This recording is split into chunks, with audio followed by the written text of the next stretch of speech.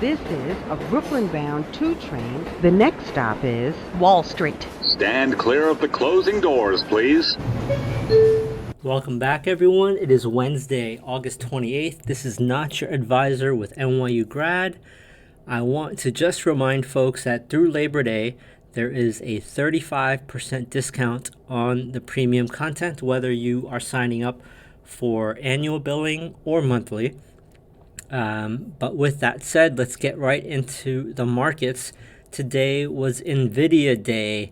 That was the only thing anyone cared about, but there are thousands of stocks that still openly traded, but we actually had a fairly weak session on average volume.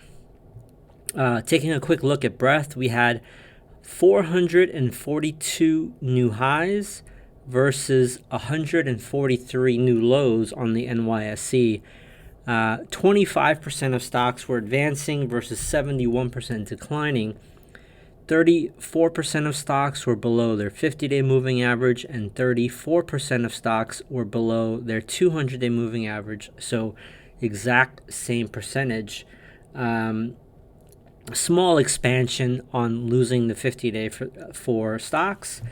Taking a look at the sectors and mega cap land, all of the Magnificent Seven were red for the intraday session. So taking a look, you had NVIDIA down the most. It recovered some before the close, but it was down 2.1%. You had Amazon down 1.3%. Tesla was down 1.6%. Facebook Meta was down 0.45%. Alphabet was down 1.1%. Apple was down 0.68%. Microsoft down 0.78%. All the semiconductor was red. So that really was the story of the day. Pretty much every sector was red. Technology led to the downside, down 1.23% before the hand of God tried to bid up the markets into the close. Consumer cyclical down 1.2%. Basic materials down 1.1%. Communication services down 0.95%.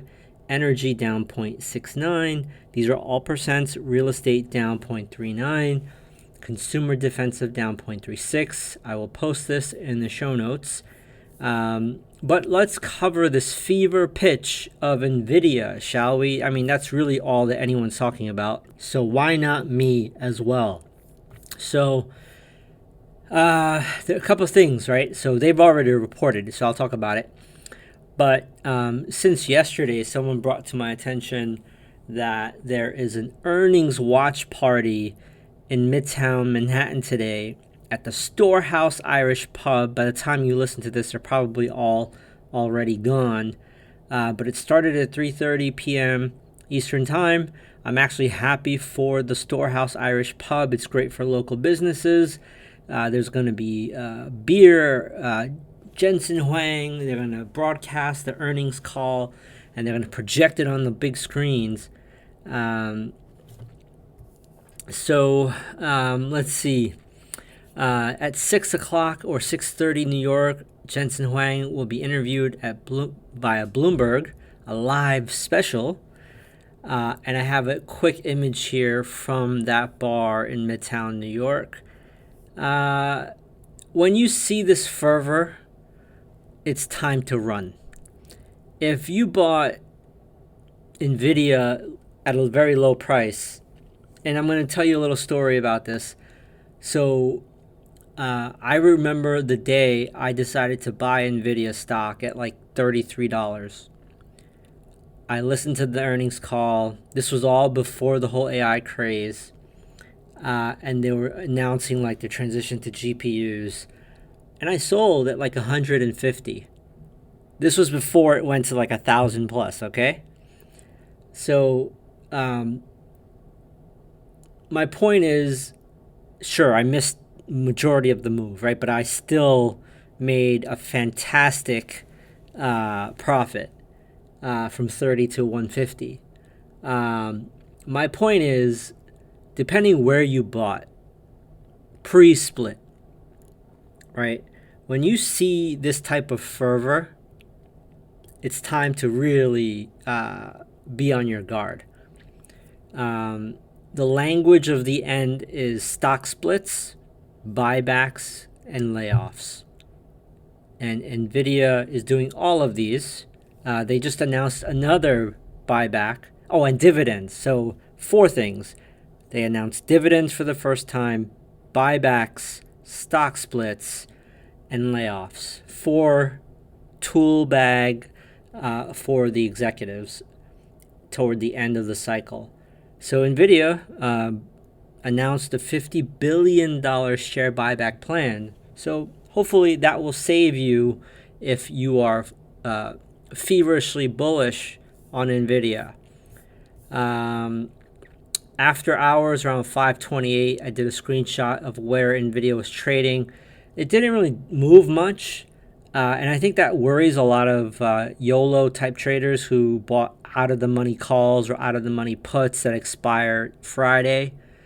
If the stock doesn't move and just stays here in this 122, 120 range, that would be the worst case scenario for YOLO traders and 0-day expiration traders.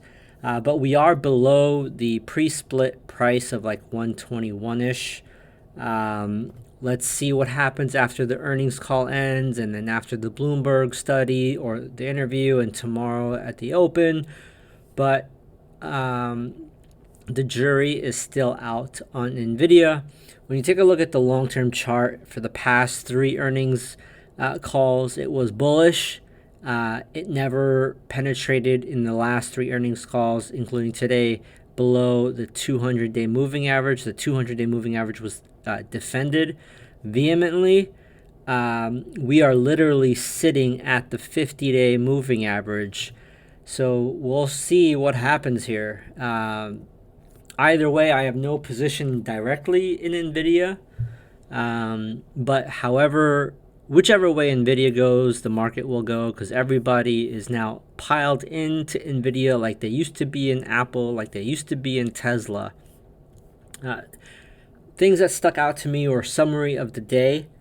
SMCI down 20% plus on the delay of their 10K filing. Apparently, people are worried that there's fraudulent accounting. So that's never good. What was strong today? This list is really short because everyone was just waiting for NVIDIA. The VIX was up 11.28%. SOX S, which is short semis, were up 5.4%. BIDI, which is short Bitcoin, was up 5%. SQQQ, which is short the Qs, up 3.5%. So all the short ETFs were up. What was weak?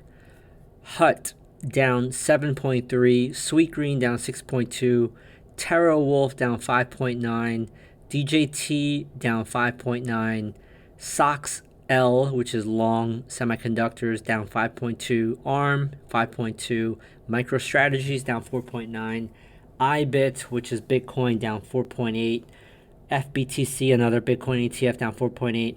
Notice after the Ethereum ETF was approved, Ethereum started to sell off. I told you all, this is what Wall Street does. Affirm Holdings, 4.74. And again, if you're wondering what I mean, Wall Street can naked short things. So when there's 8+ ETFs on Bitcoin and whatever X number of Ethereum ETFs, they can naked short that. Anyway, Affirm Holdings down 4.7, Hovanian Homes 4.5, Pan American Silver 4.4, Rivian down 4.42.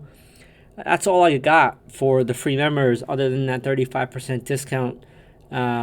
It's going to be very important to see how NVIDIA opens. Tomorrow morning we have job numbers, and Friday we have PCE numbers, which Jerome Powell says he watches. Whatever. That's really it. For premium members, I have about 12 to 15 charts, so stick around. I will see all the free members after the Thursday session. That's my train. Stand clear of the closing doors, please.